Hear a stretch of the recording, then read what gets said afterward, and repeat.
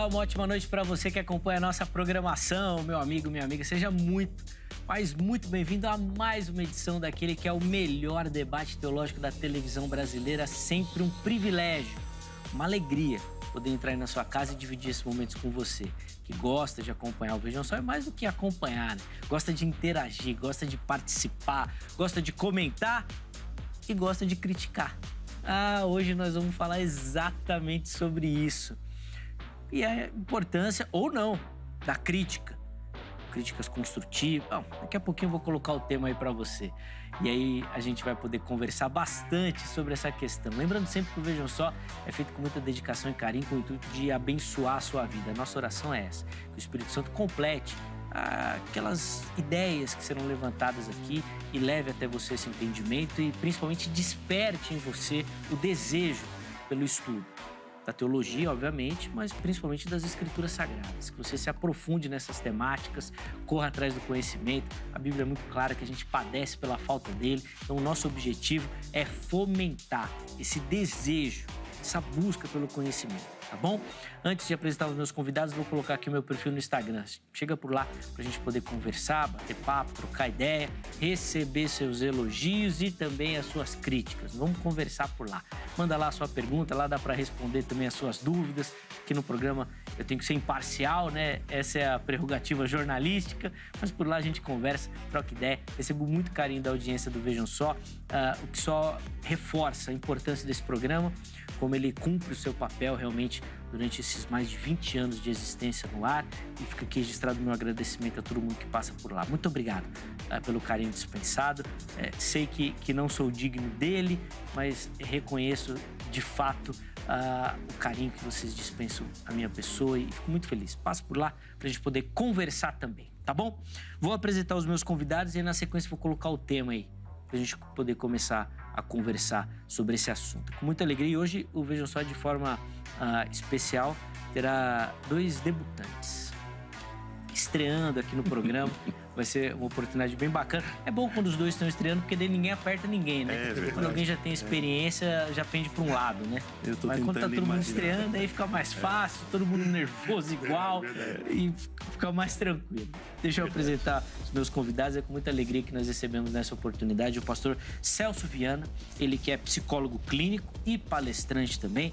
Pastor Celso, obrigado, meu irmão, pelo carinho, aceitar o nosso convite. Hoje a visão da psicologia vai nos ajudar bastante no tema. Seja muito bem-vindo, meu irmão. Obrigado. Eu que me sinto honrado pelo convite. Debutando hoje no programa, né? Tô tentando imaginar o pastor Wesley de roupa de debutante. A minha imaginação tá indo bem longe. Uma boa noite a todos e vamos lá.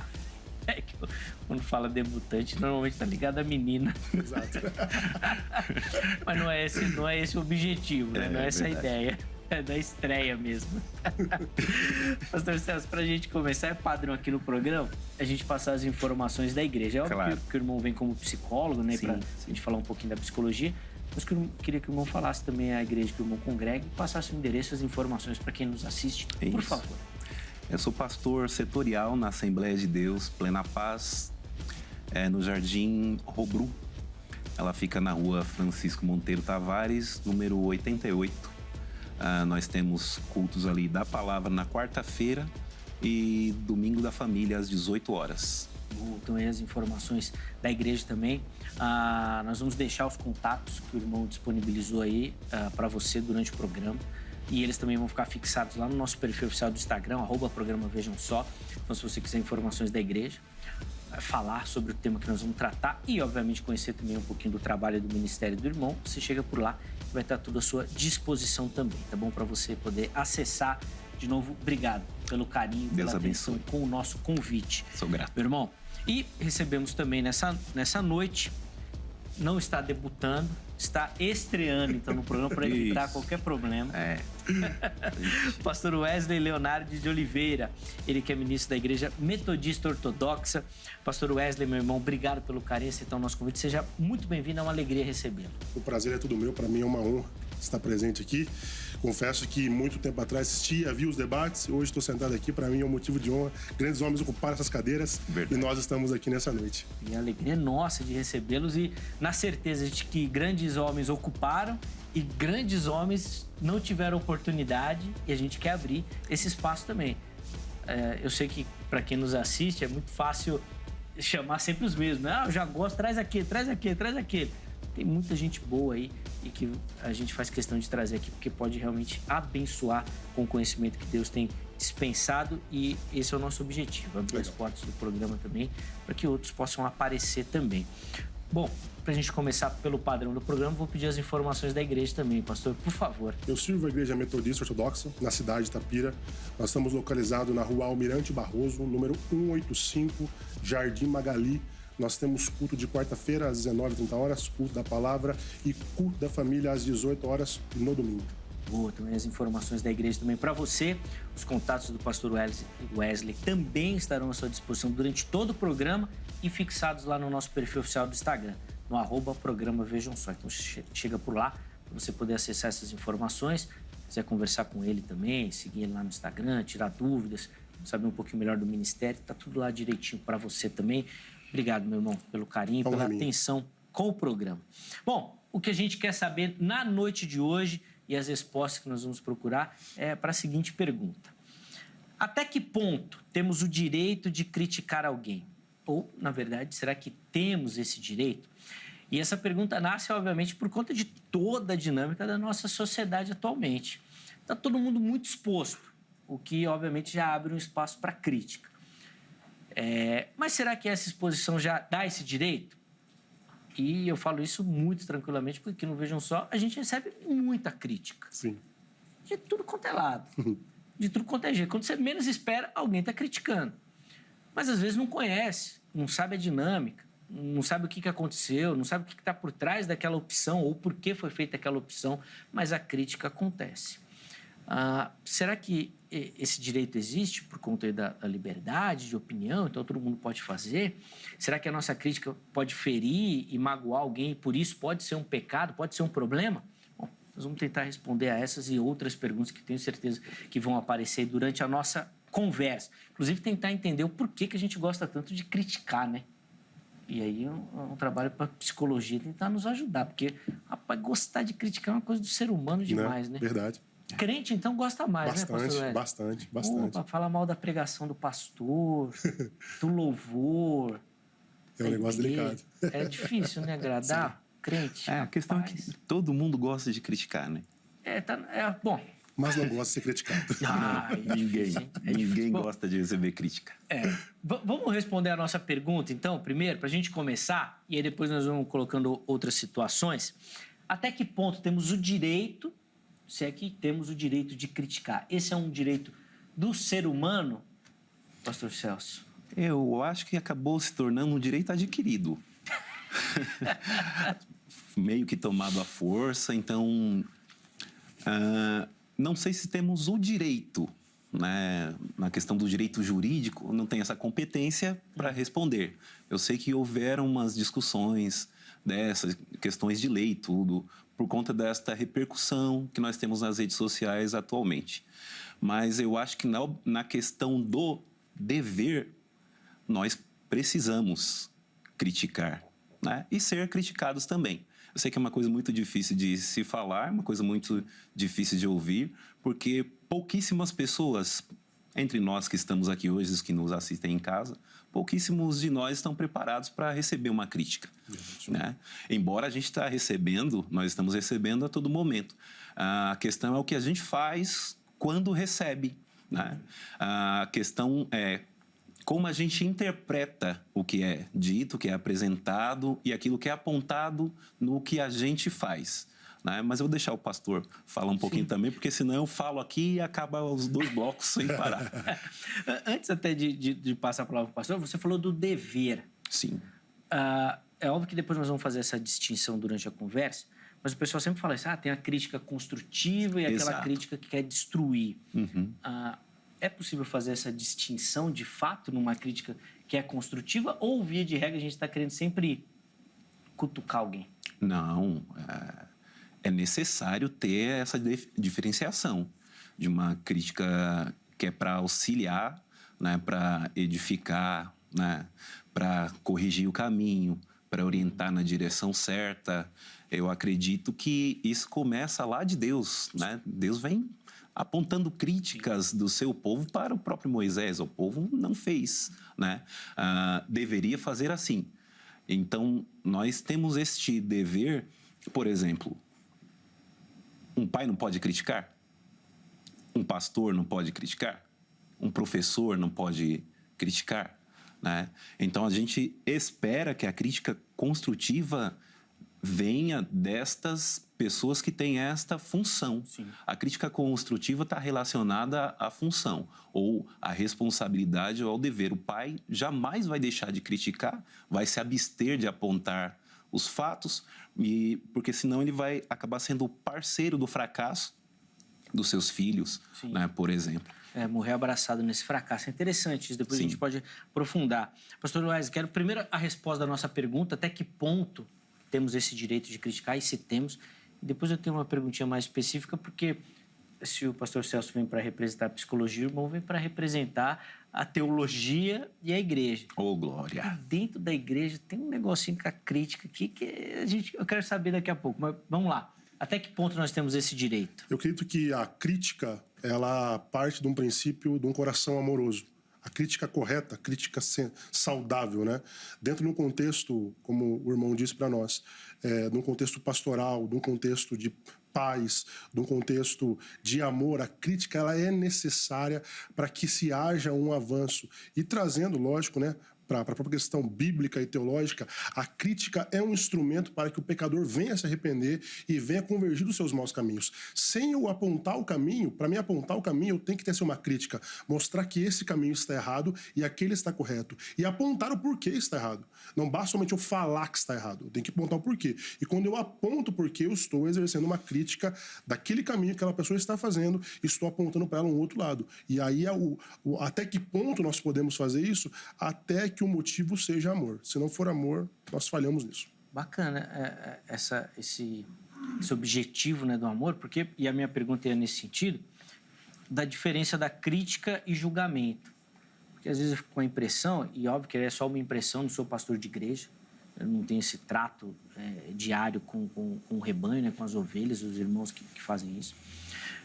Mas eu fico com a impressão que é sempre uma crítica travestida de julgamento, sabe? Não, eu tô querendo ajudar. Sim. Mas, na verdade, não é bem ajudar, quer julgar mesmo e botar um peso, um fardo nas costas de alguém. Qual que é o limite disso? Então, eu vejo que a grande questão não está nem no conceito julgar, mas no dar o veredito do condenamento já. Uhum. Nós, como pastores, como os homens de Deus, nós temos o objetivo de pegar a pessoa que ela está no contexto errado, errôneo, e apresentar para ela algo correto.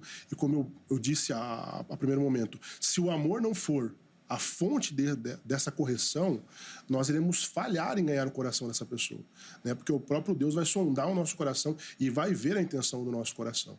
E a gente tem que estar muito bem salientado, fundamentado disso, porque nós temos textos que nos orientam sobre o julgamento hipócrita, né? Sim. Que não devemos exercer o julgamento hipócrita, porque nós também seremos julgados nessa medida. Sim. E às vezes até explorar também é um outro ponto, né? A fraqueza de alguém com essa crítica, às vezes lançando isso para que todo mundo saiba também. A exposição. Tem muita coisa aqui. Já vou adiantar agora que não vai dar tempo da gente falar tudo. Não vai dar tempo. Mas eu queria salientar. Não tem como fazer uma crítica livre de julgamento. Porque o próprio termo grego de crítica é julgar ou separar. A diferença... Críticos, né? Críticos. Do grego então, críticos. nós somos seres críticos. Nós estamos sempre analisando as questões, né? A grande questão é que nós fazemos julgamentos sem bases, né? Sem boa argumentação e sem referências. Perfeito. E isso é o que vai causar os maiores prejuízos para as pessoas, ou para as famílias, ou para os relacionamentos, né? Sim. A falta de viver aquela situação. Uhum. Vou até colocar um exemplo teológico aqui, que é muito marcante das igrejas, a questão do divórcio. Sim. É muito fácil você pegar um argumento, não, divorciou, não pode casar. Pum, e carimba aquilo lá. Então, todo recasamento vai ser um adultério, vamos dizer assim. Só que a Bíblia tem os poréns. Sim. A Bíblia tem as cláusulas de exclusão. Você tem teólogos que trabalham com isso. Mas só de você ver, divorciou e casou, pecado. Você exerceu um julgamento ali que você não tem base para fazer. Não. Exato. Você não tem É por conhecimento. isso que devemos julgar segundo a reta justiça, né? A crítica, né? Lógico que a gente está usando o termo crítica, mas a gente, como o reverendo disse, nós pegarmos a etimologia da palavra, está ligado a julgar. Então vamos tratar o julgar aqui. O julgar está relacionado a fazer um julgamento segundo a reta justiça. E qual que é a reta justiça? É a Bíblia Sagrada, a revelação que nós temos. Nós temos um manual de como exercer um julgamento correto. Sim. Deixa eu só abrir a participação para quem nos assiste e a gente já vai continuar, que eu sei que o assunto hoje vai pegar fogo. Aí nós vamos falar que é doidado. Entra lá no nosso perfil oficial do Instagram, no @programa Vejam Só, e participe votando na nossa enquete. Põe na tela aí a enquete que a gente colocou lá, e a pergunta é a seguinte: você acha correto criticar alguém por alguma decisão errada que a pessoa tomou? Preste atenção, a pessoa tomou uma decisão errada e você vai lá criticar. Devemos criticar. Errou? Bom, tem que criticar, não pode. Devemos cuidar, então não é criticar, você vai lá e cuida da pessoa. E a última opção é: devemos orar e deixar Deus cuidar. Irmão, você ora, pede a Deus, Deus cuida dessa alma rebelde e o Senhor toma conta. Tem um pessoal aqui no estúdio que já tá negando já tudo já. Vai lá e vote, meu irmão. Vote, escolha uma das opções. Na postagem seguinte você justifica. Olha, eu acho que deve criticar, não deve cuidar, né? Coloca o motivo que nós vamos tentar pescar alguns comentários aqui também, tá bom? O irmão já falou que a gente tem a necessidade disso, de criticar, desse julgamento e tudo mais. A nossa sociedade hoje, o jeito como ela está arranjada, principalmente com as redes sociais, o anonimato da internet, pseudo-anonimato, né? Fomenta mais isso. A gente quer criticar mais porque ninguém vai saber que é a gente mesmo, então dá-lhe pau na crítica. Ficou um espaço mais fácil para exercer? Fica muito mais fácil quando é uma voz anônima. E você não tem responsabilidade com o que você está falando. Aí você pode falar reveria o que você quiser, né? Agora, do ponto de vista de uma crítica produtiva, quem faz a crítica é responsável por aquilo que ele está falando, né? Quando a gente está falando de uma figura de autoridade ou uma figura que tem uma função, por exemplo, os pais têm uma função paterna, a crítica de um pai para um filho nunca vai ser desmazelada. Perdão. A crítica de um pai para um filho vai ter sempre um endosso, porque o pai também vai ser corresponsável por aquela crítica que ele está falando, até porque, né, ele vai estar ensinando o seu filho com as suas críticas, e lá na frente o seu filho vai ser um agente reprodutor daquilo que ele está apresentando. Então, se o pai critica de uma forma irreverente, ou como se faz na internet, banal, né, muitas vezes só para chamar atenção, para ter mais likes, o que a gente vê são essas figuras famosas falando coisas, né, absurdas em qualquer momento para chamar atenção. E existe isso dentro de uma observação da psicanálise, por exemplo, né, de pessoas que são tão egóicas que fazem críticas. Por exemplo, eu sou um crítico de futebol. Se tirar esse status, sou um crítico de futebol, ele não é nada. Sim. Então, ele precisa ser um crítico de alguma coisa para ele ter uma referência, para ele ter um papel, para ele ter uma identidade. Existem pessoas que criam a sua identidade apenas criticando o outro, perfeito. Porque a sua identidade é tão vazia, tão pobre, né, tão fraca de conceitos, ou a sua história anterior pregressa é tão ruim, que ele precisa criar um caricato. Então, eu critico, mas eu não sou aquilo que eu demonstro ser quando eu critico, né? Se eu for passar a mim mesmo no crivo das minhas críticas, eu não vou ser aprovado. Ser reprovado. E é isso que a gente tem nessa sociedade, né? Uma sociedade perversa, hipócrita, sim, muito complicado.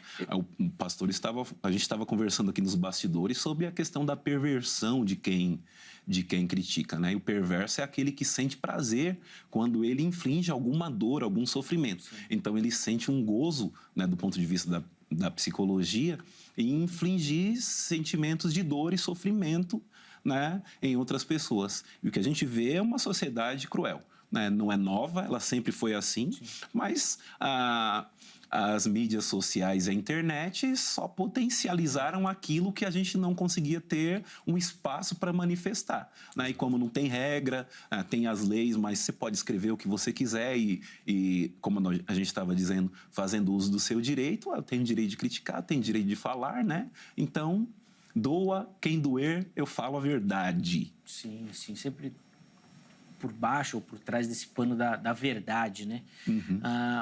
Dentro do ambiente eclesiástico, essa questão das redes sociais e a pandemia trouxe muito essa questão do virtual também, né? Das redes, das transmissões de culto e tudo mais. O irmão percebeu essa potencialização também, assim, muito dessa forte. Crítica, dessa acidez, desse julgamento mais Sim. aleatório? Sim, as redes sociais potencializaram algo que já está no coração do ser humano, que é a maldade, né? E devido a esse período que nós vivemos de pandemia, todo esse resguardo que nós tivemos dentro das nossas casas, isso aflorou isso dentro do ser humano e potencializou de uma forma que as redes sociais foram um megafone para toda essa maldade do coração, toda essa ânsia que eles têm de expor as suas opiniões, independente do que vai acarretar através disso, sem filtro, o né? dano que isso vai trazer. E, infelizmente, foi como o reverendo disse, isso virou um mercado. Existe um mercado hoje para pessoas que criticam. Eu sou professor de teologia, se eu trazer um ensino bíblico, uma exegese, algo que dá trabalho e postar um vídeo, tem poucas visualizações. Se eu trazer um vídeo tecendo uma crítica a uma figura pública, aquilo bomba, explode. Por quê? Porque o ser humano gosta disso, né? E dentro de um contexto de igreja, isso é problemático. Por quê? Porque geralmente as pessoas que estão tecendo essas críticas dentro do ambiente eclesiástico não têm a capacitação necessária para isso e não têm a motivação correta, que é o amor, que é a própria Escritura Sagrada como base para tecer esse julgamento, para trazer isso. Então, dentro do contexto que nós vivemos, nós estamos saindo disso agora, né? Esse momento de pandemia que nós vivemos, realmente foi um momento que isso dobrou, triplicou e tem trazido danos para a igreja, porque até para a igreja em si. Porque agora nós temos o crítico não só de futebol, não só de cinemas, mas nós temos o crítico de culto, de música, como o irmão começou o programa, de música, de culto, de pastores, de liturgia, de prédio, a parede é preta, a parede é branca, e começa a fermentar e o negócio vai tomando proporções, só que isso revela o coração adâmico do ser humano, né? Tá lá dentro isso daí. E o pastor Celso está falando dessa questão da necessidade, que é importante o ser humano fazer e exercer essa atividade, mas quando a gente pensa no cristão, pastor Elias, eu queria um comentário seu sobre isso, eu acho que o nosso próprio entendimento da fé cristã deveria nos fazer abdicar desse direito. Porque a gente se reconhece pecador e, obviamente, vai reconhecer no outro também esse pecado. Então, o crivo não vai servir. Não. Não adianta. Mas parece que dentro da igreja a gente gosta, né? De explorar uma santidade falsa, né? Perfeito. Mas eu consigo observar dentro do texto sagrado, apesar da nossa imperfeição e incapacidade, muitas das vezes, de ter uma visão plena para exercer um juízo correto, nós vemos exemplos, nós vemos exortações, encorajamentos para que nós venhamos a exercer o julgamento ou a crítica correta no momento certo, apesar da nossa limitação, né?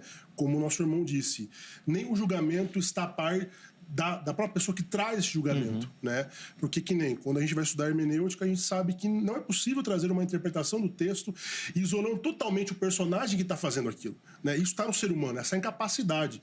Só que nós devemos fazer esse julgamento sempre tendo o mesmo critério que nós temos para, por exemplo, fazer uma leitura do texto. Tirar o máximo de nós, que é sempre que o total é impossível, claro, mas sempre tentando tirar o nosso ego, tirando as nossas motivações, sempre analisando o nosso coração, para que nós venhamos fazer isso de uma forma honesta, correta e sempre lembrando que sempre a forma que nós exerceremos juízo será exercido na nossa vida. Sim. E aí, pastor Celso, em cima dessa questão que o pastor Wesley pontuou agora, dessa lente, né, que a gente usa na leitura do texto, que não tem como tirar de ninguém. Eu vou extrapolar aqui num exemplo, meus irmãos, só para colocar aqui, que é uma coisa muito clara e que acontece muito, da questão, por exemplo, da pessoa que tá roubando, que é bandido. Ah, mas ele escolheu isso. Ah, mas ele, sabe assim? E a gente não conhece a história. Não sabe o que aconteceu para ela chegar naquele ponto. Mas a nossa crítica é direta. Do mesmo jeito do pobre, como do rico também. A gente vai criticar, roubou milhões, é corrupto e tudo mais. Mas a gente não conhece nada, não sabe, não tem conhecimento nenhum daquilo que está acontecendo. E isso não vai justificar, não quer dizer que não é um erro.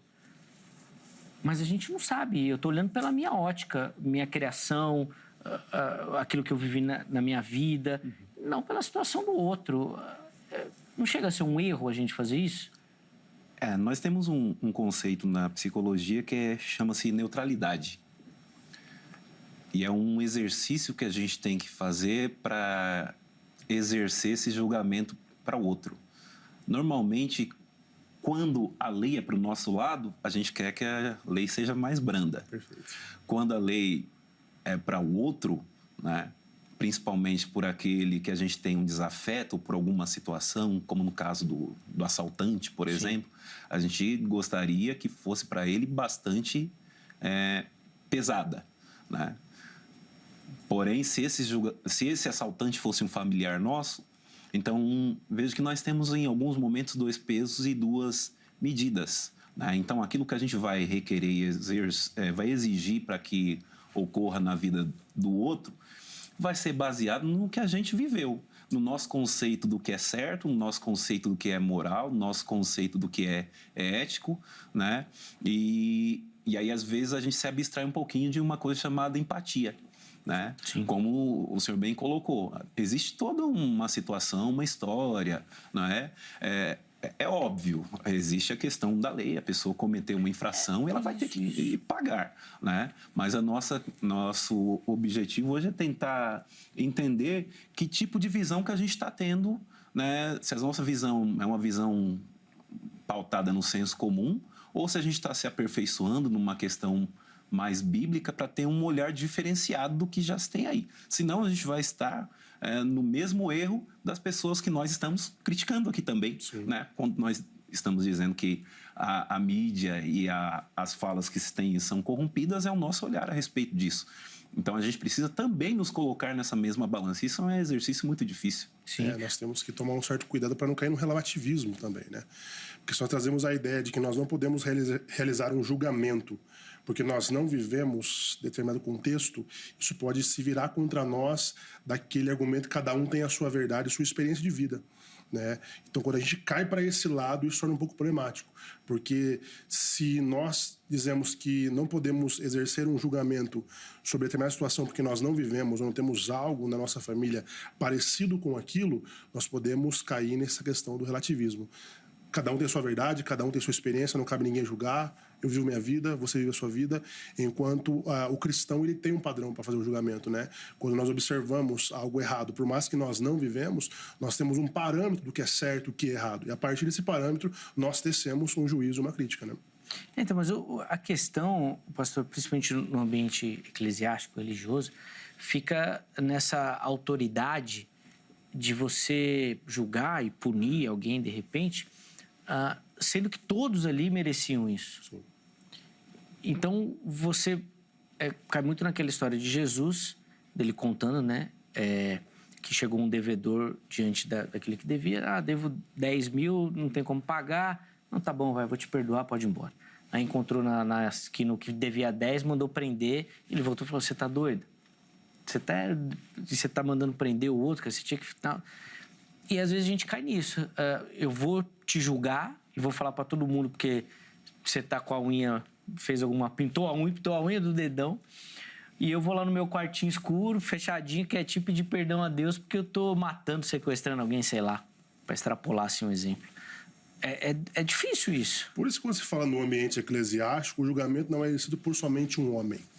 É por isso que quando a gente fala no ambiente de igreja, nós precisamos de homens capacitados para exercer esse tipo de crítica e juízo. Porque uma pessoa somente não é capaz de ver o todo. Quando nós reunimos, né, igrejas que tem presbitério e cada igreja trabalha da sua forma, nós entendemos que quando os santos se reúnem, eles têm essa capacidade, e claro que aqui nós temos que, quando falamos do contexto de igreja, nós temos o discernimento do Espírito Santo para isso. Nós temos que crer que nós temos essa capacidade, foi dada à igreja essa autoridade de exercer o juízo, né? Nós temos textos que falam claramente de que a igreja tem essa capacidade, tem esse poder. E quando fala a igreja, não fala o pastor, não fala o presbítero, fala o coletivo, fala os membros reunidos para debater determinado assunto, tema e exercer um juízo crítico com a visão do todo. É por isso que determinados assuntos e circunstâncias, tratando de igreja, né, não de sociedade em si, mas de igreja, nós precisamos de mais pessoas que têm essa capacidade, a Bíblia trata de anciãos, pessoas mais velhas, mais sábias, que vão sentar junto para debater aquele tema e falar como nós iremos resolver isso. E claro, contando com toda a questão do discernimento do Espírito Santo, que vai dar, no momento correto, o julgamento a ser realizado. Porque quando a gente fala isso, pastor, Celso, dentro da igreja tem muito, fora também, mas dentro da igreja eu acho que é mais emblemático, fica mais marcante, porque deveria ser uma comunidade terapêutica, de cuidar e sarar, né, os feridos. É o ideal. É o objetivo, né? Mas essa figura da crítica, do julgamento, parece que faz ao contrário. A gente faz mais pessoas feridas, ácidas, ressentidas. Não sei se pode ser usado como um exemplo, mas o crescimento dos desigrejados pode apontar para isso. De pessoas que não querem mais fazer parte desse ambiente por conta das feridas, das críticas e julgamentos. Pode ser, né? Acho que a questão dos desigrejados já também envolve uma cisão com as normas, com as normativas, com a hierarquia, com as lideranças. Acho que é um outro contexto. Não nego, nós estávamos falando sobre a questão da internet. É fato que muitos jovens, né, tiram a vida, muitos jovens têm muitos problemas emocionais, né, de autoflagelo, de se mutilar, porque postou alguma coisa e recebeu uma enxurrada de críticas infindas e a pessoa não sabe lidar e aí, por fim, acaba tirando a vida. Isso eu acho que é uma questão, né? Dentro da igreja, as pessoas que estão dentro da igreja são cristãos, mas ainda são humanos. E aí a gente tem que voltar para a questão... A gente tem que pensar a questão humana, porque nós humanos não conseguimos lidar bem com crítica. Existe uma questão do problema da comunicação, né? A crítica vai ter o efeito dependendo de quem fala, como fala e quando fala. E tem outro viés que é quem ouve, como ouve e quando ouve. Por exemplo, se as pessoas que gostam de exercer poder e domínio sobre os outros, elas não fazem uma crítica em relação ao comportamento, né? Elas fazem uma crítica em relação à pessoa. Elas vão atacar sempre a pessoa, não vão atacar ou não vão esclarecer o comportamento. A crítica é apresentar uma opinião pautada, né? Você errou nesse sentido, então a gente precisa corrigir esse sentido, tá certo? Vou usar o pastor Wesley como exemplo. O pastor Wesley sempre chega atrasado, né, para o culto. Alguém vai chegar, né, em vez de chegar para o... Melhor, vou dar um exemplo melhor. O Wesley marcou um encontro, né, com uma liderança da igreja e ele se atrasou. A liderança da igreja é uma pessoa que é extremamente crítica e destrutiva nesse sentido. Então, o Wesley se atrasou por inúmeras razões, mas quando ele chega lá, a pessoa vai dizer assim, olha, você chegou atrasado, você não tem compromisso, você precisa melhorar, você é sempre assim, eu vejo que você não consegue ser o que você deveria ser, e em vez de perguntar o que aconteceu para você chegar atrasado, né? Então, vai ser muito difícil de Wesley ouvir a crítica de uma forma positiva, porque a pessoa que fez a crítica de uma forma punitiva, né? Fez de uma forma que, numa relação de domínio, para fazer com que o Wesley se sinta cada vez menor, e aí o Wesley, a partir de então, ou ou desde antes, ele não vai conseguir lidar bem com situações em que ele receba crítica. Ele vai ser uma pessoa que vai ser insegura, né? A gente tem inúmeras pessoas que, por conta dessas vivências anteriores, elas acabam reproduzindo esse comportamento, né? Então, elas sofreram um abandono, por exemplo, não digo um abandono físico, mas um abandono emocional, tendo os familiares em casa, os pais em casa, e esses pais eram críticos no sentido de que a crítica era sempre muito pesada, um perfeccionismo, né? Nós temos pessoas hoje perfeccionistas, inclusive dentro da igreja, né? Elas desejam dentro da igreja que tudo seja perfeito, né? E o nível de perfeição, de exigência é tão grande que se o próprio Jesus fosse trazer a mensagem, haveria críticas. É verdade. O Senhor errou em tal parte, eu não gostei daquilo. O teu sermão expositivo, Jesus não está correto. Então, antes de sermos seres espirituais ou cristãos, ainda nós estamos vivendo nessa condição humana. E essa condição humana tem que ser trabalhada, né? Aí fica o meu recado, amigo que está em casa, procura um psicólogo. Fica aqui a dica, né? Para ajudar na terapia. Não, sem dúvida. Porque parece, pastor Wesley, até assim na fala de vocês, que vocês vão conduzindo para uma questão principalmente de satisfação pessoal. Então, assim, a crítica eu faço pela minha satisfação, ou pelo desejo de humilhar ou de amargurar alguém, ou pelo desejo de que eu quero corrigir e tudo mais, ou até pelo desejo de satisfação. Então, quando eu ponho esses pontos que o louvor não está boa, a pregação não está boa, o pastor não está bem, sei lá, alguma coisa do tipo, eu não estou criando um padrão de espiritualidade, botando um conceito de gosto. Eu não gostei. Perfeito. Mas o culto não fala nada sobre a pessoa, né? Não é para isso, né? Exatamente. As pessoas vão para a igreja muitas das vezes para que o culto seja para elas, que o louvor seja para elas, né? E tudo ocorra para ele, por meio deles, né? E não é para Deus, né? E elas chegam em casa, num ambiente de família, aí estava falando da questão da própria criação. Hoje nós temos, dentro de um contexto de igreja, crianças que cresceram e não querem frequentar a igreja, ligando para o ponto dos próprios desigrejados, que não querem frequentar a igreja porque cresceram ouvindo os pais criticarem a igreja no almoço, na janta, após culto. Sempre criando aquele padrão de perfeição, que era o gosto deles, e sempre trazendo aquela rotina dentro do ambiente familiar. Então aquela criança cresce, vira um adolescente e fala, e por que eu vou entrar nesse lugar? Por que eu vou querer ter comunhão com esse tipo de gente que eu ouvi a minha vida inteira que não presta, que não é bom, que não é legal? Aí eles tendem a demandar para um outro lado, de que podem viver o seu culto, a sua espiritualidade de uma forma sozinha e debandam para o outro lado, né? Sim. Essa questão da crítica, pastor Celso, não fala muito das nossas paixões. O irmão citou o exemplo do futebol aí, eu vou me apegar nele. Porque a gente é capaz de criticar e de amar, né? Então, hoje, no jogo de domingo, você critica, você acaba com o cara. Mas na quarta-feira que ele foi bem, você ama e tá tudo bem, tá resolvido. Não está muito relacionado assim, com uma coisa de paixão. Às vezes dentro da igreja é a mesma coisa, né? Talvez por um sentimento errado, assim, de pertencimento, de posse, apaixonado por aquilo. Mas isso não vai norteando a nossa crítica e não é uma crítica que não tem sentido ou não é construtiva porque a gente só está falando da gente mesmo e não do outro. Esse termo que você está colocando chama projeção. A gente tem uma outra questão da crítica que é a identificação, né? O primeiro exemplo do futebol, eu me identifico com o futebol, eu acho que eu consigo me dar bem, então eu vou fazer um nome criticando, né? Agora, a questão da projeção, eu vou sempre... Acho que por que nós gostamos tanto de criticar? Acho que alguém colocou isso aqui, né? Porque nós temos questões em nós mesmos. A gente gosta de criticar no outro aquilo que está errado em nós.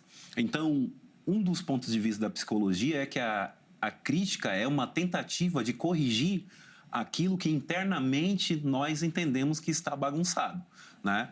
Então, tem uma coisa em mim que eu não gosto de observar, que eu não gosto de ver, né? E o outro vai refletir para mim aquilo que é meu. E como eu não conseguir lidar bem em mim, eu não consegui corrigir em mim, eu vou tentar corrigir no outro, né? E aí eu vou tentar corrigir no outro sem ferramentas, porque eu não consegui corrigir em mim mesmo. Então eu vou no impulso, eu vou na paixão, eu vou na vontade, eu vou nessa relação, né, de amor, nessa relação de ódio, né, tentando resgatar algo que eu perdi, que era meu, ou algo que eu nunca tive posse ainda. Né? Então, nesse sentido, é isso que eu penso em relação à questão do amor. E a sociedade vai extrapolar isso hoje em dia com as dinâmicas até de reality show.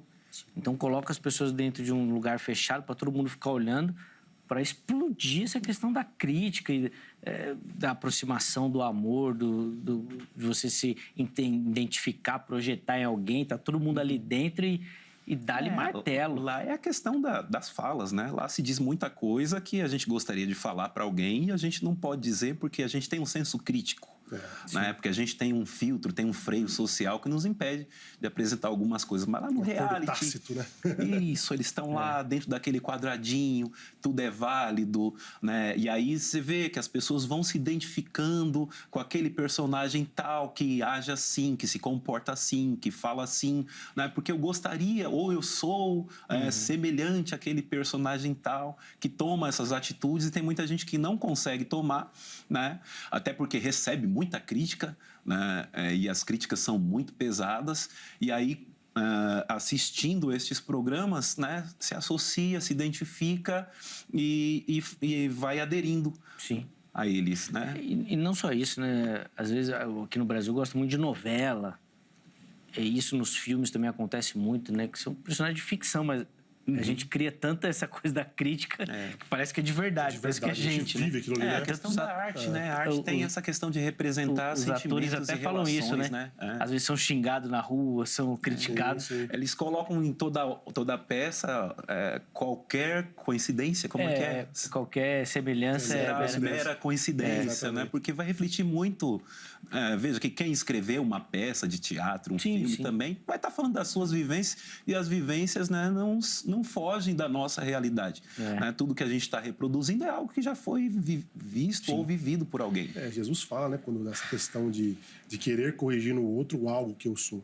Primeiro tira a trave do teu olho para então ver o cisco no olho do seu irmão, né? Sim. E é interessante esse aspecto da crítica dentro do ambiente eclesiástico, pastor, porque o texto áureo, quando a gente vai falar de disciplina, Mateus 18, ele coloca lá e vai elencando o que, na minha visão, é uma ordem hierárquica do processo de disciplina. Sim. Então, você vai fazendo isso daqui. O texto, na minha visão, é isso. E o primeiro tópico é você chamar o irmão já levam direto da congregação. E conversar com ele, né? Bater um papo. Verdade. Entender o que está acontecendo, orientar. O texto até fala, né? Pô, se ele se arrependeu, você ganhou teu irmão. Pô, tá tranquilo. Legal, né? Exatamente. E começa pelo inverso, né?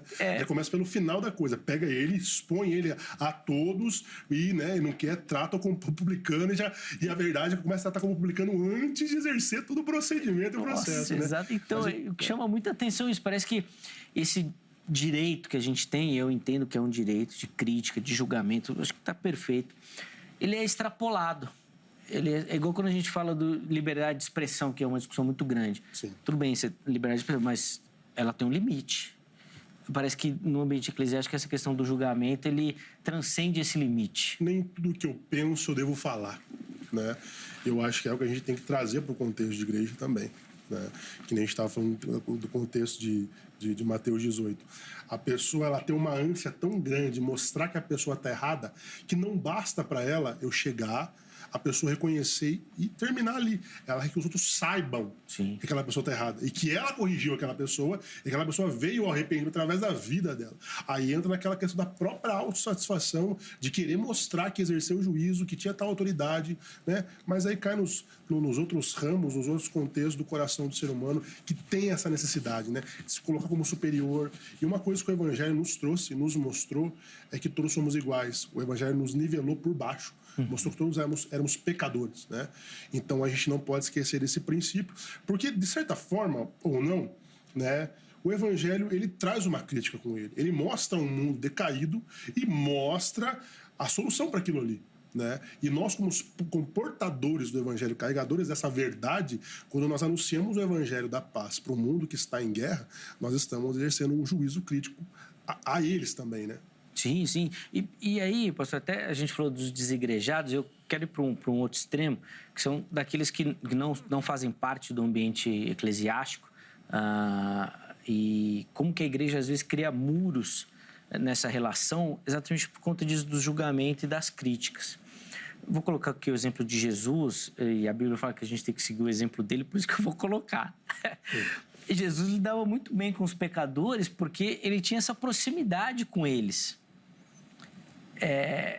Então, quando chega aquela mulher pecadora na casa do fariseu, que ele fala assim, se ele soubesse quem essa daí é, ele não ia nem chegar perto dela. Aí Jesus vai e conta a historinha e fala, quem vai amar mais? Quem perdoou pouco e perdoou muito. Se você acha que não merece tanto perdão, você nem vai me amar dela, não. Vai me amar muito. E parece que a igreja vai colocando esses muros, e principalmente quem está de fora, porque o julgamento é muito grande.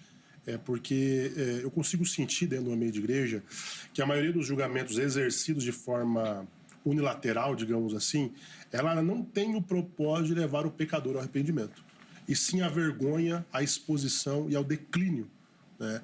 Porque a disciplina, digamos assim, que Jesus exercia, apesar de ele ter esse convívio com pecadores, com pessoas que não eram aceitas, esse convívio dele, quando passava a ser, quando mudava o âmbito e simplesmente espectadores para seguidores, o tom mudava.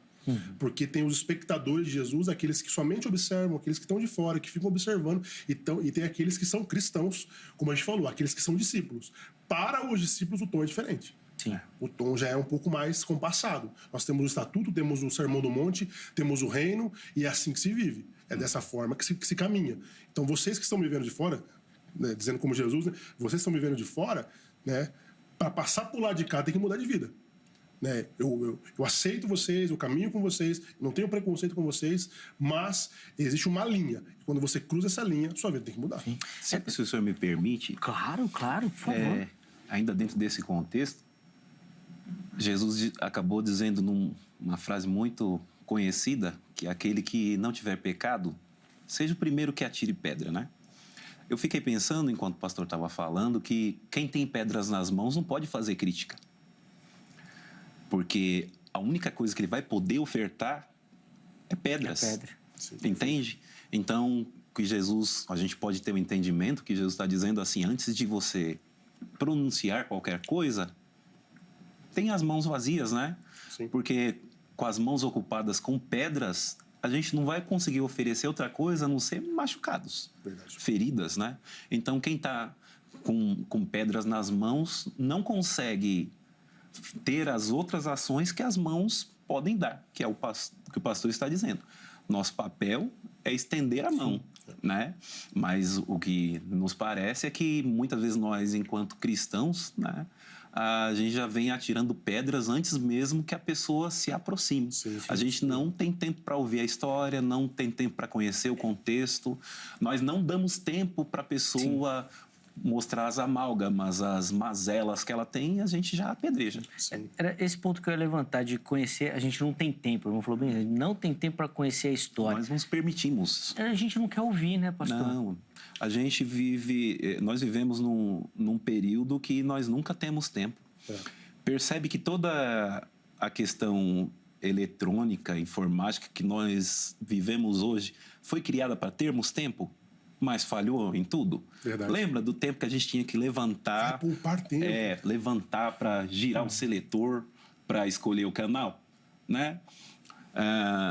Hoje a gente vai passando e não assiste nada, né? Antigamente a gente tinha que se deslocar para ir um telefone fixo para discar e fazer uma ligação. Hoje a gente pode fazer chamada de vídeo, mas se a gente fizer um exercício... Quando foi a última ligação que a gente fez ou atendeu para conversarmos? Nós não temos tempo. A gente manda mensagens curtas, de poucas palavras, né? Nós mandamos textos curtos. Quando o áudio tem mais de 1 minuto, a gente já acelera para 1,5 ou 2, porque a gente não tem tempo.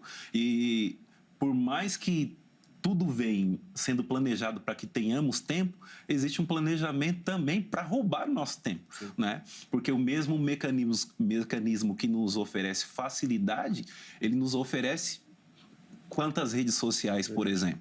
Então, a gente está investindo tanto tempo em redes, né?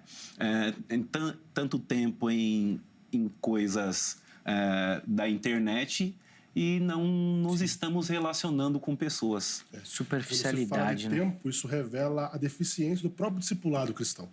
Né? Quando você pega a questão do próprio método que Jesus exercia o seu discipulado, estava relacionado a gastar tempo com pessoas. E hoje nós tratamos o discipulado como uma cartilha.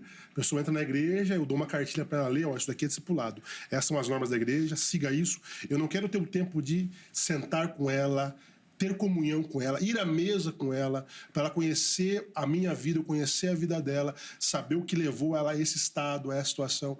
Então, essa própria questão do tempo revela essa deficiência que hoje nós temos em praticar o discipulado bíblico. Sim.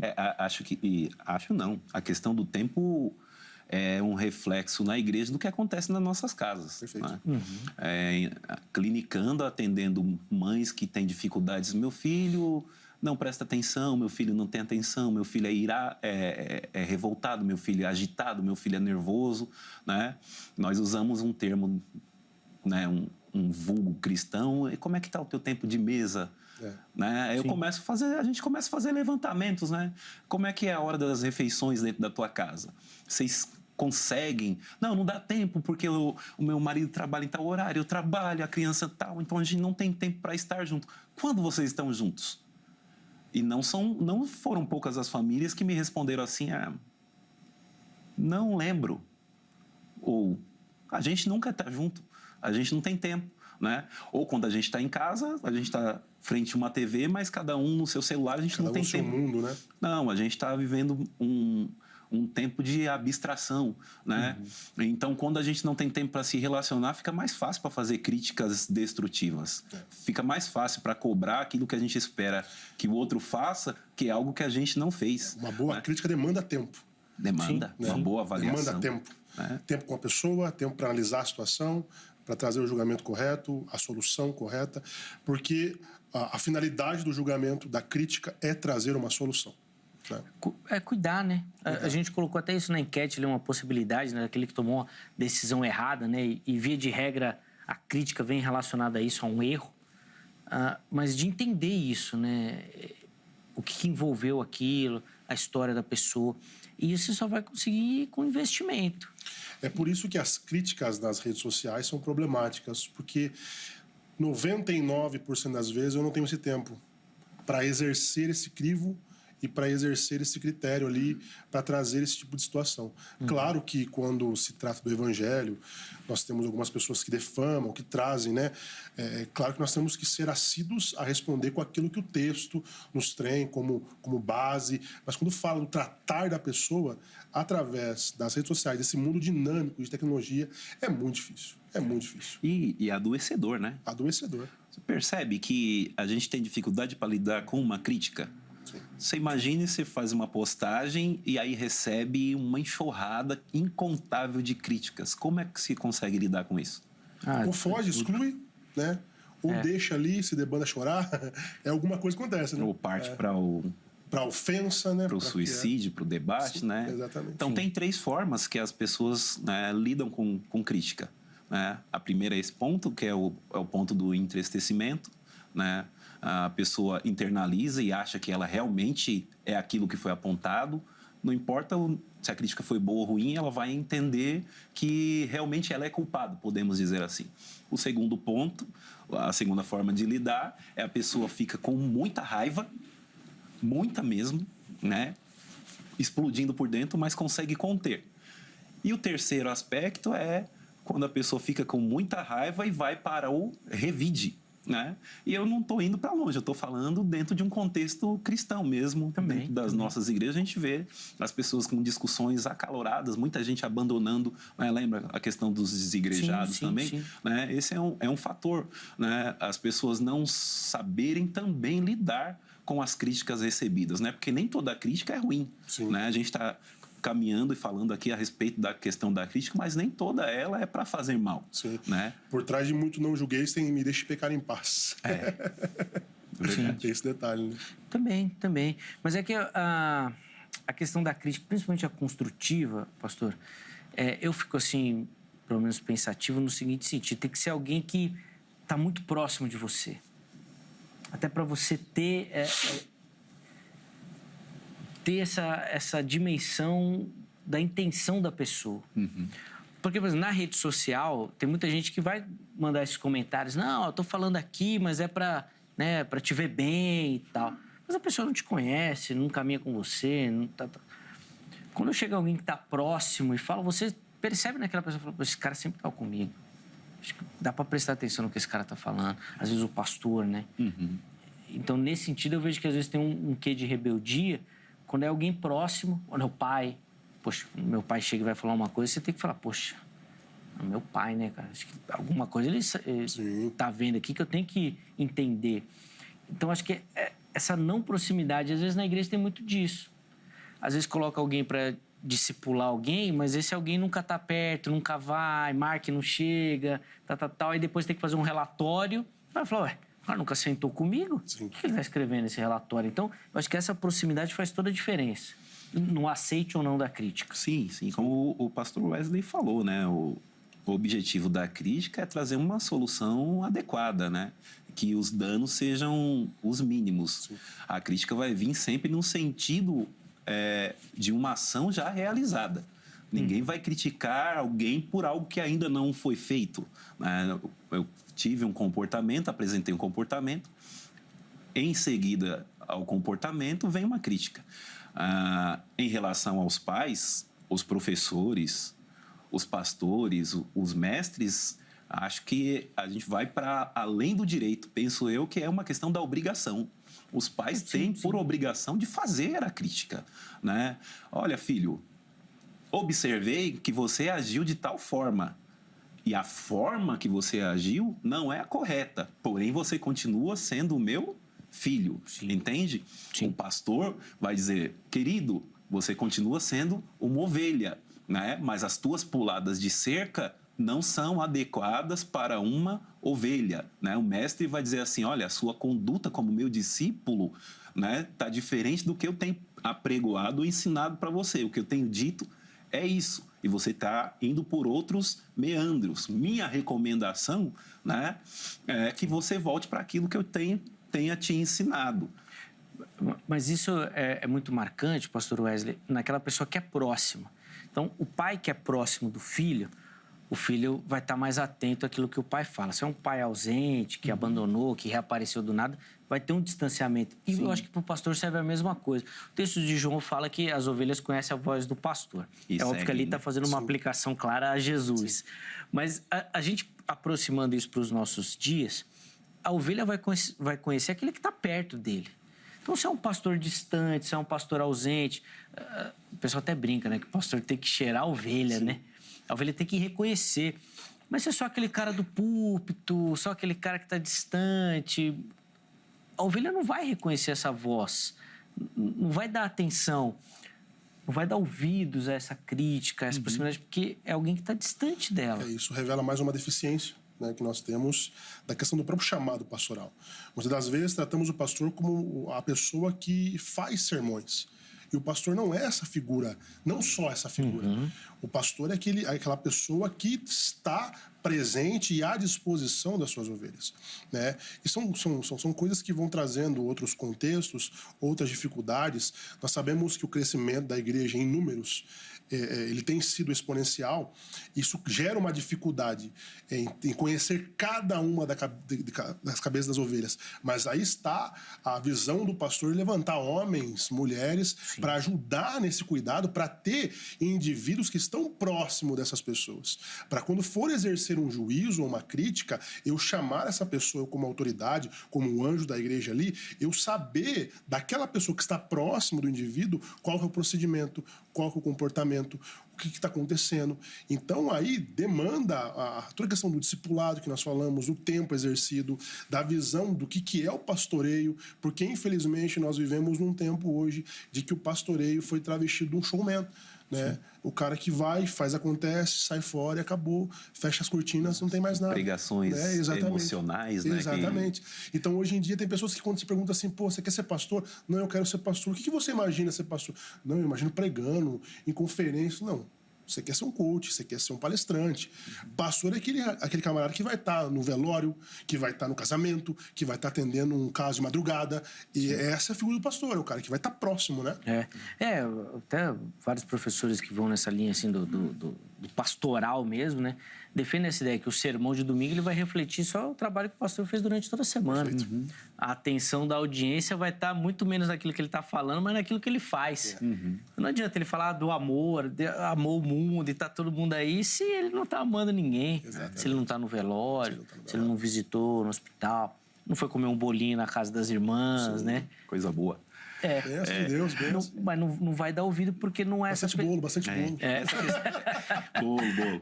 Não é essa figura próxima, né? Em relação à afetividade, ou essa proximidade, nós temos um problema, né? Nem sempre o que está próximo é o que faz bem. Também. Nós temos duas questões. A igreja, nós apresentamos aqui a questão das pessoas que são feridas dentro da igreja, né? Sim. O ambiente familiar, em tese, idealmente, o ambiente familiar projetado e sonhado por Deus deve ser um ambiente curador, né? Deve ser um ambiente de instrução, de ensino, né? De proteção, de crescimento.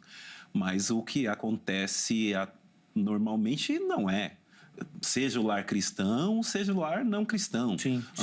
Os ambientes familiares, né, são ambientes totalmente adoecedores. Tóxicos, né? E aí, aquele que está próximo vai criticar, vai apresentar a crítica para o familiar ou do seio, né, do rebanho, e esse vai ouvir, nem sempre vai ser assim. Porque aquele que está próximo, a relação afetuosa dele é uma relação muito ruim, uma relação muito danosa, né?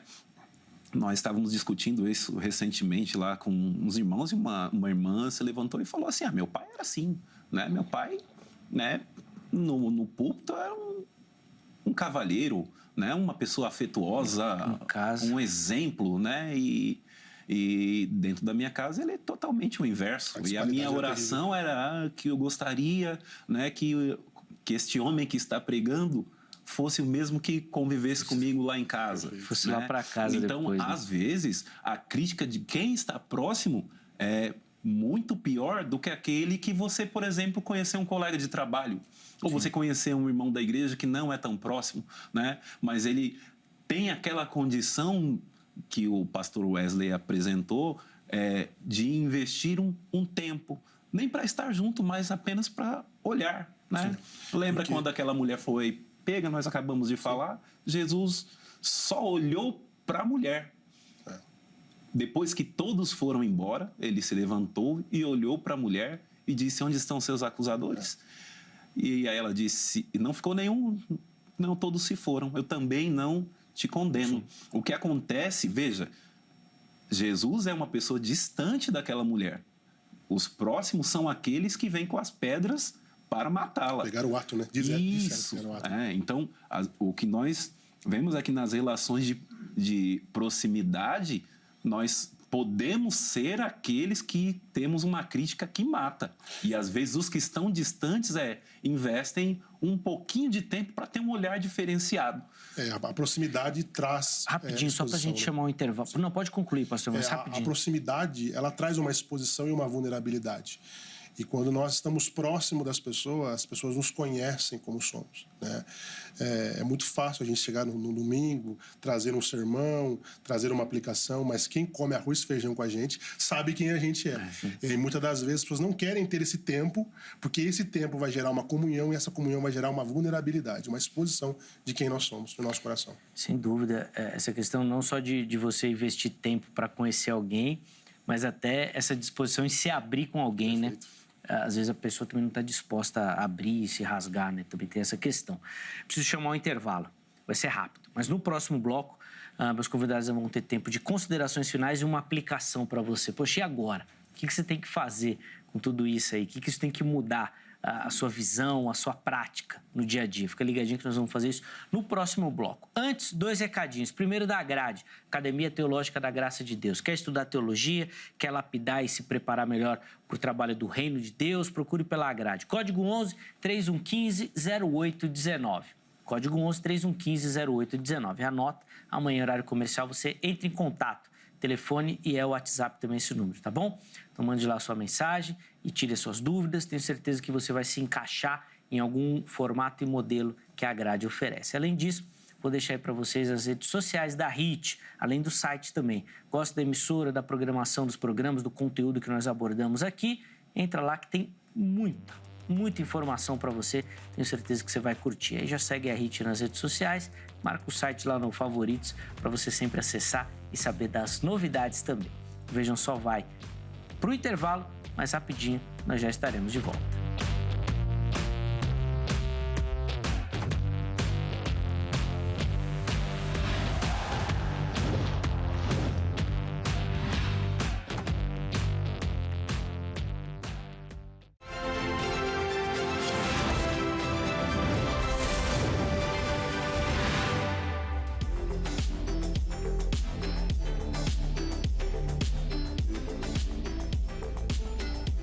Muito bom, já estamos de volta com o Vejam Só, intervalo bem rapidinho na nossa conversa. Olha, espero que você não tenha aproveitado o intervalo para ficar criticando o programa não, hein? Hoje nós estamos falando exatamente sobre essa questão da crítica. Até que ponto a gente tem o direito de criticar, se é que a gente tem esse direito. Recebendo aqui no nosso estúdio o pastor Celso Viana e também o pastor Wesley Leonardo de Oliveira. Ambos deram as suas observações, visões, opiniões, comentários no primeiro bloco. Nesse bloco aqui nós vamos reservar um tempinho para as considerações finais e uma aplicação para você, tá bom? Fica ligadinho aí que é uma parte importante do programa. Antes de devolver a palavra aos meus convidados, deixa eu falar e dar aquela moral para você que nos assiste e participa aqui do Vejam Só mandando a sua foto. Deixa eu explicar primeiro como faz e depois nós vamos mostrar a foto que é especial hoje. Ó, quer participar aqui do Vejam Só? Aparecer aqui e concorrer a prêmios, a presentes do programa, então mande a sua foto para as nossas redes sociais. Pode ser pelo Instagram, pode ser pelo Facebook. E você nos encontra só digitando lá, Programa Vejam Só. Aí você vai achar a nossa página, vai achar o nosso perfil. Se você ainda não curte a nossa página, não segue o nosso perfil, faça isso, faça parte ali das redes sociais, porque é por lá que você vai receber todas as informações do programa. Vá lá nas mensagens, que é o canal que a produção recebe direto o seu comentário e vai mandar lá a sua foto, tá bom? Você manda a sua foto, faz uma selfie, uma foto bem simples, pode ser na vertical, na horizontal, não tem problema, não precisa de muita produção não, faz a foto e manda, junto com a foto, nome completo, cidade e estado.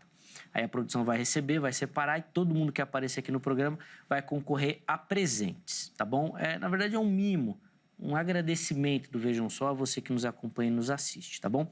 Inclusive, no programa de hoje, nós vamos mostrar a foto e dar o nome aqui do vencedor do nosso prêmio. Vamos mostrar, antes de mostrar a foto, mostrar o presente que nós vamos mandar para o vencedor, que é essa caneca maravilhosa aqui do programa. Tá belíssima, tá bom? Nós vamos mandar aí na sua casa para você poder desfilar com ela aí, tomar o seu café, o seu chá. E no próximo mês, no mês de abril, nós vamos sortear, né, e dar de presente uma outra caneca. Então já vai mandando a sua foto para você participar também e levar esse brinde aí para sua casa, tá bom?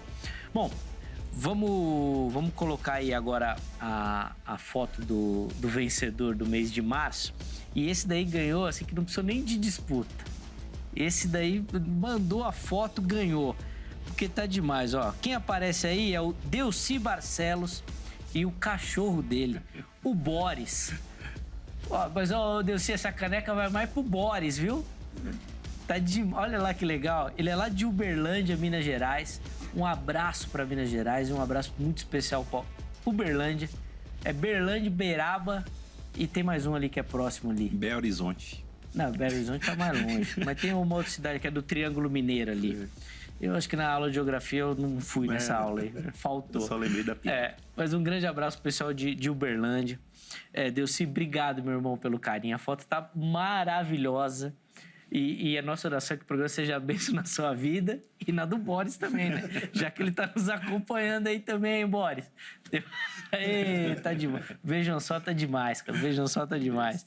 Delci, a produção vai entrar em contato com você, meu irmão, para pegar as informações direitinho e mandar a caneca aí para você. Aí depois, quando chegar a caneca, você faz um vídeo ou faz uma outra foto e manda pra gente, viu? Porque eu quero ver se quem vai usar essa caneca, se é você ou o Boris, tá bom? Um abraço, meu irmão. Deus abençoe. Pessoal, meus irmãos, infelizmente o nosso bloco é bem curtinho, mas eu vou dar 3 minutinhos para cada um aí para fazer as considerações finais e uma conclusão. Uma aplicação, né, na verdade, para quem nos assiste. Como o primeiro bloco, o pastor Celso começou, nesse bloco, o pastor Wesley começa, meu irmão, 3 minutos, por favor. Eu tenho como conselho a deixar a todos que, quando nós formos exercer crítica, juízo, julgamento, nós devemos seguir alguns princípios, devemos ser cautelosos para não exercer um julgamento apressado. Como falamos ao longo do programa, temos que ter tempo com a pessoa para saber o que levou naquela situação. Nós não podemos exercer um juízo hipócrita, condenar ou trazer uma crítica naquilo que nós estamos falhando para a pessoa. Nós devemos ser bondosos em exercer uma crítica. Sempre se colocar no lugar da pessoa, para que quando nós venhamos fazer isso, isso venha trazer frutos, né? Como nós dizemos aqui, a crítica, ela tem o objetivo de apresentar uma solução para aquilo que a pessoa está vivendo naquele momento.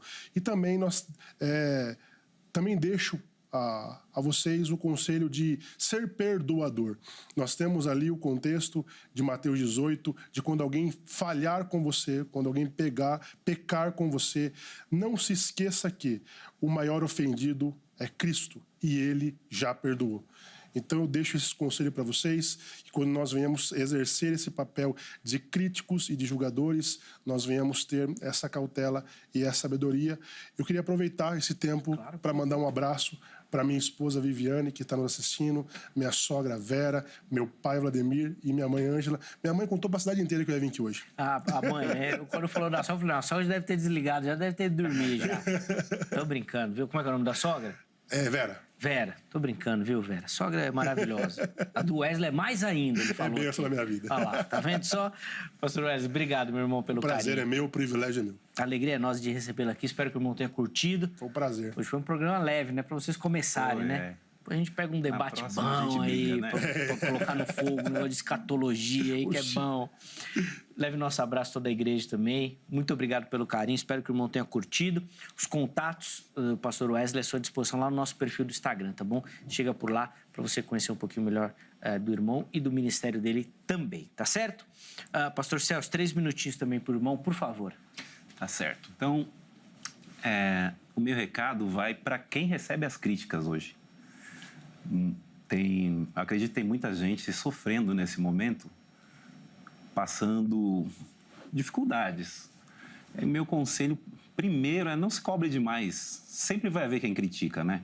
Sempre vai haver quem aponta, sempre vai haver quem condena, sempre vai haver gente insatisfeita, nós conversamos aqui, né?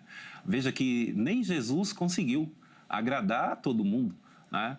Então, você precisa lembrar sempre que você está fazendo o melhor que você consegue, né? E se não deu certo nessa vez, tenta de novo, né? A lâmpada de Thomas Edison não acendeu na primeira, né? Precisou de pelo menos mais 900 vezes para dar certo. Então, eu acredito que você deve confiar e acreditar um pouquinho mais em você, não se subestimar, acreditar que Deus tem o melhor, né? E acho que o mais importante de tudo isso é filtrar, saber de quem você vai ouvir as críticas. Nós, durante esse debate, apresentamos algumas pessoas a quem se deve ouvir, né? E entender que a crítica não é em relação à sua pessoa, é em relação à sua atitude. Se as pessoas estão criticando você, o seu jeito de ser, o seu jeito de falar, o seu jeito de pensar, como você se veste, então, meu conselho mais prático é ignore tudo isso. Viva uma vida abençoada, viva uma vida feliz. E se você estiver passando por muitas dificuldades, né, a minha recomendação é procure um profissional de saúde, né, um psicólogo. Estou também à disposição, né? Aproveito para fazer o merchan. Mas eu quero que Deus abençoe a tua vida. Se você chegou até esse final, é porque Deus tinha um propósito na tua vida. E esse propósito é que você tenha uma vida abençoada, E fique com... Eu deixo a frase que Jesus disse para a mulher pega em adultério. Eu também não te condeno. Né? Então, toda vez que vier uma correção, é para que você se aperfeiçoe, seja melhor, porque é para isso que nós estamos aqui. Né? Nós devemos ser humanos melhores.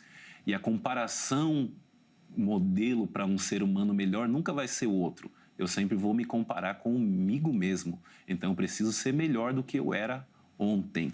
E a crítica deve me ajudar a chegar a esse objetivo. E aí eu vou aproveitar também para mandar os beijos, né? E quero mandar um abraço para o meu pai, para minha mãe que estão assistindo, a minha irmã, toda a minha família, a nossa igreja, que está ansiosa, perguntando quando o programa ir ao ar. É hoje, viu, povo? Obrigado. Minha esposa hoje está internada, vai passar por uma cirurgia, mas nós cobrimos ela de oração, não é nada tão grave. Né? Eu te amo, meu filho Gustavo, que está em casa. Né? Eu não tenho Boris, então eu paro por aqui também. Eu quero agradecer o convite. Não é pai de pet. Não sou pai de pet. Eu quero agradecer o convite. Me sinto muito honrado nessa debutância da nossa parte. Né? Eu já posso tirar o vestido rosa, que já acabou a festa. Muito obrigado. Pastor Celso, meu irmão, obrigado pelo carinho. Deus abençoe. Obrigado por aceitar o nosso convite, estar aqui. Espero que o irmão tenha curtido a experiência também. Bom demais. Os contatos do Pastor Celso nós vamos deixar à sua disposição lá no nosso perfil do Instagram. Chega por lá que tá tudo direitinho para você, tá bom? Leve nosso abraço também a toda a igreja também e o carinho aos irmãos. Vamos colocar aí na tela, antes de encerrar, o resultado da nossa enquete. Você acha correto criticar alguém por alguma decisão errada? 16% afirmaram que nós devemos criticar, sim. 49% falaram que o objetivo principal deve ser cuidar da pessoa. E 35% falaram que nós devemos orar e deixar os cuidados nas mãos de Deus. Obrigado, viu, a todo mundo que votou, que participou, que deu carinho da sua opinião. Vou citar aqui nominalmente o Christian Gomes, Thales Vieira e o Arthur Mendes. E citando esses três, eu cumprimento todo mundo que votou, tá bom? E participou, porque foram os comentários que nós separamos, mas que infelizmente o tempo não permitiu utilizá-los aqui, tá bom? Muito obrigado pelo carinho. Amanhã, se Deus permitir, nós estaremos de volta com mais uma edição do programa Vejam Só, sempre preparada com muita dedicação, muito carinho e com o objetivo, nessa nossa oração, que o programa seja bênção na sua vida, que te edifique. Um forte abraço e até lá!